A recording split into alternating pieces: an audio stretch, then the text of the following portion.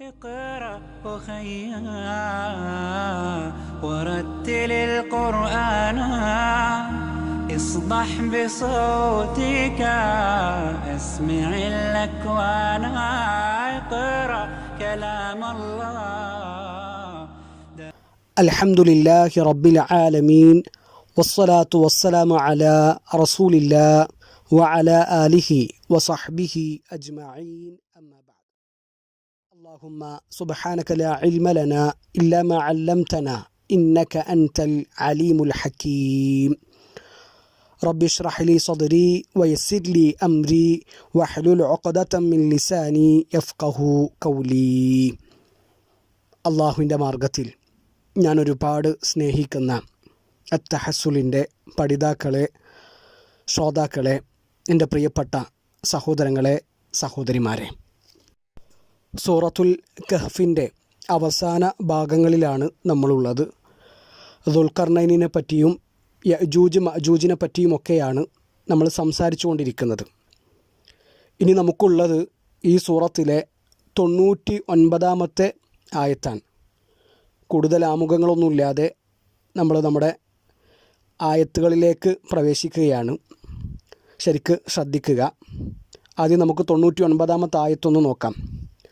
അള്ളാഹു പറയുകയാണ്, വതറക്നാ ബഅദഹും യൗമഇദിൻ യമൂജു ഫീ ബഅദ് വനുഫിഖ ഫിസ്സൂരി ഫജമഅനാഹും ജംആ.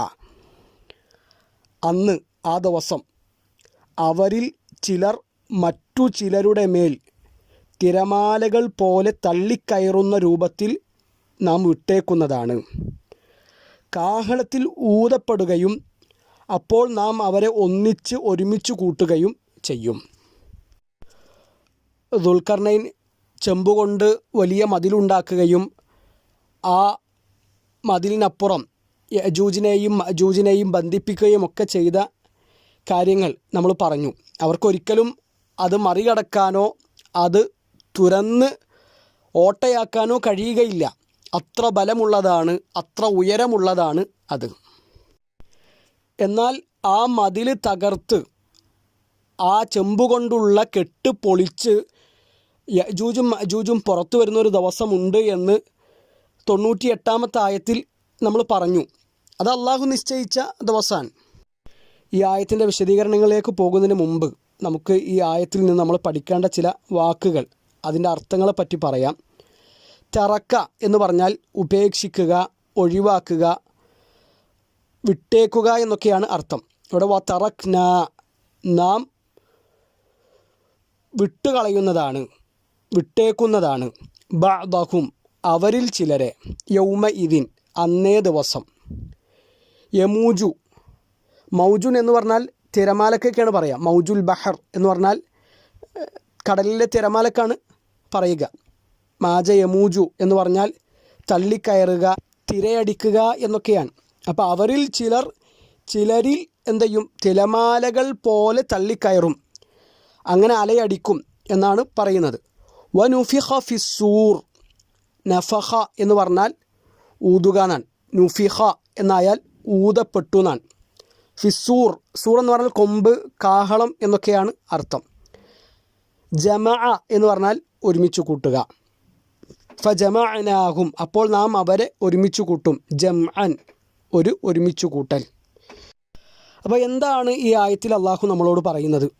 ഷെയ്ഖ് ഇബ്നു ഉസൈമീൻ റഹിമഹുല്ലാഹു തആല പറയാണ്, യൗമഇദിൻ, അന്നേ ദിവസം എന്നതുകൊണ്ട് ഇവിടെ ഉദ്ദേശിക്കുന്നത് ആ യഅജൂജും മഅജൂജും പുറത്തു വരാൻ അള്ളാഹു നിശ്ചയിച്ച ദിവസമാണ്, നമ്മുടെ റബ്ബ് ഉദ്ദേശിക്കുന്ന ദിവസമാണ്.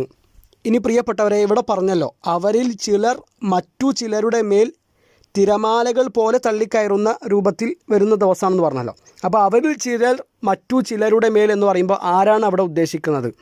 അപ്പോൾ അവിടെ യഅജൂജും മഅജൂജും ആണ്. ഇനി അതല്ല, ഖിയാമത്ത് നാളിൽ മനുഷ്യർ അങ്ങനെ ഒരുമിച്ച് കൂട്ടപ്പെടും, അവർ പരസ്പരം അങ്ങോട്ടും ഇങ്ങോട്ടും തള്ളിക്കയറും എന്ന നിലക്ക് പറഞ്ഞ വ്യാഖ്യാനങ്ങൾ നമുക്ക് കാണാം. ഇമാം സഅദി റഹിമഹുള്ളാഹ് പറയുന്നുണ്ട്. 2 വ്യാഖ്യാനങ്ങൾക്കുള്ള സാധ്യത അവിടെ കാണുന്നുണ്ട്. ഏതായാലും ഒരുപാട് തഫ്സീറുകളിൽ ഇവിടെ യഅജൂജും മഅജൂജിൻ്റെയും കാര്യമാണ് പറയുന്നത്. ഇനി പ്രിയപ്പെട്ടവരെ, ആ യമൂജു എന്ന പദത്തിൽ നിന്ന് തന്നെ അന്നത്തെ ആ ആളുകളുടെ ആധിക്യം നമുക്ക് ശരിക്ക് മനസ്സിലാക്കാം. എത്രത്തോളം ഉണ്ടാകും, അതിൻ്റെ വലുപ്പം എത്രയായിരിക്കും എന്നുള്ളത്. അപ്പോൾ അത് ചെറിയൊരു കാര്യമല്ല, വലിയൊരു മഹാസംഭവമാണ് നടക്കാനിരിക്കുന്നത്. അള്ളാഹു യജൂജിൻ്റെയും മജൂജിൻ്റെയും ഫിത്നകളിൽ നിന്ന് നമ്മളെല്ലാവരെയും കാത്തുരക്ഷിക്കട്ടെ. ഇനി പ്രിയപ്പെട്ടവരെ, ഇവിടെ പറഞ്ഞല്ലോ വനുഫിഖ ഫിസ്സൂർ, കാഹളത്തിൽ ഊതപ്പെട്ടു കഴിഞ്ഞാൽ, അപ്പോൾ ഊതുന്നത് ആരാണ്? ഇസ്രാഫീലാണ്. അള്ളാഹുവിൻ്റെ മലക്കുകളിൽപ്പെട്ട ഒരാളാണ് ഇസ്രാഫീൽ. അത് മലക്കുകളുടെ കൂട്ടത്തിൽ വളരെ പ്രധാനപ്പെട്ട ഒരാളാണ്. ഇപ്പോൾ നബി സല്ലല്ലാഹു അലൈഹി വസല്ലമ രാത്രി നിസ്കാരത്തിൽ പ്രാർത്ഥിച്ചിരുന്നൊരു പ്രാർത്ഥനയുണ്ട്, പ്രാരംഭ പ്രാർത്ഥനയായിട്ട്. അബ്ദുറഹ്മാൻ ബിൻ ഔഫ് റളിയല്ലാഹുവിൻ്റെ മകൻ അബൂ സലമ നമ്മുടെ ഉമ്മ ആയിഷ റളിയല്ലാഹു അൻഹയോട് ചോദിക്കുന്നുണ്ട്, നബി സല്ലല്ലാഹു അലൈഹി വസല്ലമ രാത്രി നിസ്കാരത്തിൽ ഏത് പ്രാർത്ഥന കൊണ്ടാണ് തുടങ്ങിയിരുന്നത്? അപ്പോൾ നബി സല്ലല്ലാഹു അലൈഹി വസല്ലമയുടെ പ്രാർത്ഥനയെ പറ്റി ആയിഷ റളിയല്ലാഹു അൻഹ പറയുന്നത്, അല്ലാഹുമ്മ റബ്ബ ജബറായീല വ മീകായീല വ ഇസ്രാഫീൽ ഫാത്തിറ സമാവാതി വൽ അർദ് എന്ന് തുടങ്ങുന്ന ആ പ്രാർത്ഥന ഉണ്ടല്ലോ. ആ പ്രാർത്ഥന നമ്മൾ പഠിക്കണം, ഇവിടെ വിശദീകരിക്കുന്നില്ല. ആ പ്രാർത്ഥന കൊണ്ടാണ് നബി സല്ലല്ലാഹു അലൈഹി വസല്ലമ രാത്രി നിസ്കാരം തുടങ്ങിയിരുന്നത് എന്ന് ആയിഷ ബീവി പറയുന്നുണ്ട്. അപ്പോൾ ഈ 3 മലക്കുകൾ, ജിബ്രീൽ, മീകായിൽ, ഇസ്രാഫീൽ, ഇവർ 3 പേരും വളരെ പ്രധാനപ്പെട്ട 3 മലക്കുകളാണ്. ഇബ്നു ഉസൈമീൻ റഹിമഹുല്ലാഹു തആല പറയുന്നുണ്ട്, ഈ 3 ആളുകളും ജീവനുമായി ബന്ധപ്പെട്ട കാര്യങ്ങൾ ചെയ്യുന്നവരാണ്. അപ്പോൾ ഇതിൽ ജിബ്രീൽ, അദ്ദേഹം ഹയാത്തുൽ ഖുലൂബ്, ഹൃദയങ്ങളുടെ ജീവൻ, അതുമായി ബന്ധപ്പെട്ട കാര്യങ്ങൾ ഏൽപ്പിക്കപ്പെട്ട മലക്കാണ്. ഇപ്പോൾ വഹി കൊണ്ടുവരുന്നത് ആരാണ്? ജിബ്രീലാണ്. ഖുർആൻ, സുന്നത്ത്, അത് ഹൃദയങ്ങളെ ജീവിപ്പിക്കുന്നതാണ്. അതുപോലെ തന്നെ മീകായിൽ സസ്യങ്ങളെ ജീവിപ്പിക്കുന്നതുമായി ബന്ധപ്പെട്ട ഉത്തരവാദിത്തമുള്ള മലക്കാണ്. മഴ വർഷിപ്പിക്കുന്നത് മീകായിലാണ്. അതിൻ്റെ ഡ്യൂട്ടി അള്ളാഹു ഏൽപ്പിച്ചത് ആ മലക്കിനെയാണ്. ഇനി ഇസ്രാഫീൽ നമ്മളൊക്കെ മരിച്ചതിന് ശേഷം വീണ്ടും കാഹളത്തിൽ ഊതപ്പെടുമ്പോഴാണ് നമ്മൾ എഴുന്നേൽക്കുന്നത്. ഇസ്രാഫീൽ കാഹളത്തിൽ 2 തവണ ഊതും. 2 തവണ ഇസ്രാഫീൽ എന്ത് ചെയ്യും? കാഹളത്തിൽ ഊതും. 1-ാമത്തെ തവണ ഊതുമ്പോൾ എല്ലാവരും മരിക്കും. 2-ാമത്തെ തവണ ഊതുമ്പോൾ ആ മരണത്തിൽ നിന്ന് അള്ളാഹു വീണ്ടും നമ്മളെ ജീവിപ്പിക്കും. അപ്പോൾ ഈ 3 മലക്കുകളും ജീവനുമായി ബന്ധപ്പെട്ട ഉത്തരവാദിത്തങ്ങൾ ഉള്ളവരാണ് എന്ന് ഇബ്നു ഉസൈമീൻ റഹിമഹുല്ലാഹു തആല അദ്ദേഹത്തിൻ്റെ തഫ്സീറിൽ വിശദീകരിക്കുന്നുണ്ട്. പ്രിയപ്പെട്ടവരെ, 99-ാമത്തെ ആയത്ത് അള്ളാഹു അവസാനിപ്പിക്കുന്നത് ഫജമഅനാഹും ജംആ, അപ്പോൾ നാം അവരെ ഒരുമിച്ചു കൂട്ടുകയും ചെയ്യും എന്ന് പറഞ്ഞിട്ടാണ്. ഷെയ്ഖ് ഇബ്നു ഉസൈമീൻ റഹിമഹുല്ലാഹു തആല പറയാണ്, ഇവിടെ അള്ളാഹു ഒരുമിച്ച് കൂട്ടുമെന്ന് പറയുന്നത് അതിൽ ജിന്നുകളുണ്ട്, മനുഷ്യന്മാരുണ്ട്, മലക്കുകളുണ്ട്, അതുപോലെ തന്നെ വന്യജീവികളുണ്ട്, എല്ലാമുണ്ട്. മുഴുവൻ ജന്തുക്കളും അവിടെ അള്ളാഹുവിൻ്റെ മുമ്പിൽ ഒരുമിച്ച് കൂട്ടപ്പെടും. അതാണല്ലോ സൂറത്തുൽ അൻആമിലെ 38-ാമത്തെ ആയത്തിൽ അള്ളാഹു പറഞ്ഞത്, വമാമിൻ ദാബത്തിൻ ഫിൽ അർദി വലാ ത്വാഇരിൻ യതീറു ബിജനാഹൈഹി ഇല്ലാ ഉമമുൻ അംസാലക്കും. ഭൂമിയിലുള്ള ഏതൊരു ജന്തുവും 2 ചിറകുകൾ കൊണ്ട് പറക്കുന്ന ഏതൊരു പക്ഷിയും ഇല്ലാ ഉമമുൻ അംസാലുക്കും, നിങ്ങളെപ്പോലെയുള്ള ചില സമൂഹങ്ങൾ മാത്രമാകുന്നു. മാ ഫറത്നാ ഫിൽ കിതാബി മിൻ ഷൈ, ഗ്രന്ഥത്തിൽ നാം യാതൊന്നും വീഴ്ച വരുത്തിയിട്ടില്ല. എന്നിട്ട് ആ ആയത്ത് അവസാനിപ്പിക്കുന്നത് സുമ്മ ഇലാ റബ്ബിഹിം യുഹ്ശറൂൻ, പിന്നീട് തങ്ങളുടെ രക്ഷിതാവിങ്കലേക്ക് അവർ ഒരുമിച്ച് കൂട്ടപ്പെടുന്നതാണ്. അപ്പോൾ എല്ലാവരെയും ഈ ഒരുമിച്ച് കൂട്ടലിൽ ഉണ്ടാകും. അത് നമ്മൾ മുമ്പ് സൂറത്തുൽ കഹ്ഫിൽ വിശദീകരിച്ചതാണ്. കൊമ്പുള്ള ആടും കൊമ്പില്ലാത്ത ആടൊക്കെ ഉയർത്തെഴുന്നേറ്റ് വരുന്ന രംഗവും അവർ പകരം വീട്ടുന്നതും പകരം ചോദിക്കുന്നതും. കൊമ്പില്ലാത്തവൻ, അവൻക്ക് അള്ളാഹു പരലോകത്ത് കൊമ്പ് കൊടുക്കും. ദുനിയാവിൽ വെച്ച് കൊമ്പുള്ള ആട് കൊമ്പില്ലാത്തവനെ കുത്തിയതിന് പകരം ചോദിക്കും. അതൊക്കെ നമ്മൾ മുമ്പ് വിശദീകരിച്ചതാണ്, അങ്ങോട്ട് നമ്മൾ പോകുന്നില്ല. ഇവിടെ നമ്മൾ അടിവരയിടേണ്ട കാര്യം ഇതാണ്, മുഴുവൻ സൃഷ്ടികളും അള്ളാഹുവിൻ്റെ മുമ്പിൽ അവിടെ ഉണ്ടാകും. എല്ലാ ജന്തുക്കളും, മനുഷ്യരും ജിന്നുകളും മലക്കുകളും ഒക്കെ ഉണ്ടാകും എന്ന് ഇബ്നു ഉസൈമീൻ റഹിമഹുല്ലാഹു തആല പറയുന്നുണ്ട്.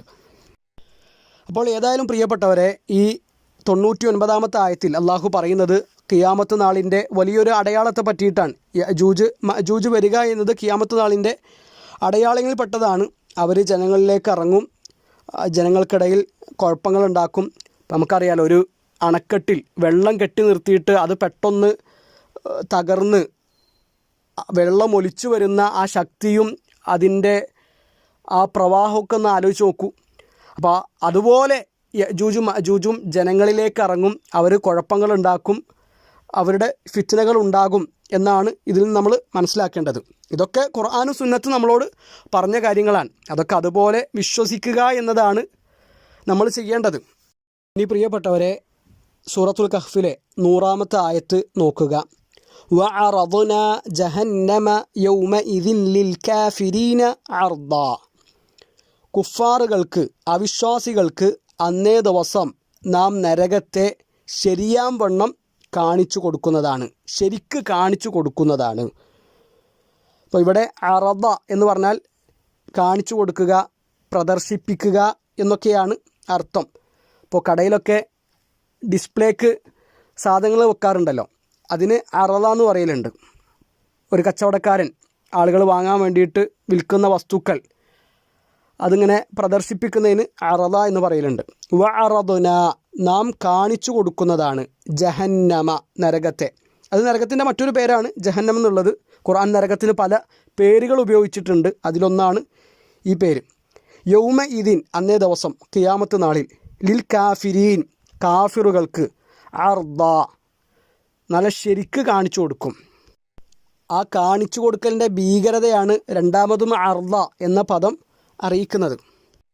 സമാനമായ ആയത്തുകൾ ഖുർആനിൽ വേറെയുമുണ്ട്. ഇപ്പോൾ സൂറത്തുൽ അശ്ശുഅറ 26-ാം അധ്യായത്തിലെ 91-ാമത്തെ ആയത്ത്, വബുർരിസത്തിൽ ജഹീമു ലിൽ ഗാവീൻ, ദുർമാർഗികൾക്ക് നരകം തുറന്ന് കാണിക്കപ്പെടുന്നതാണ്.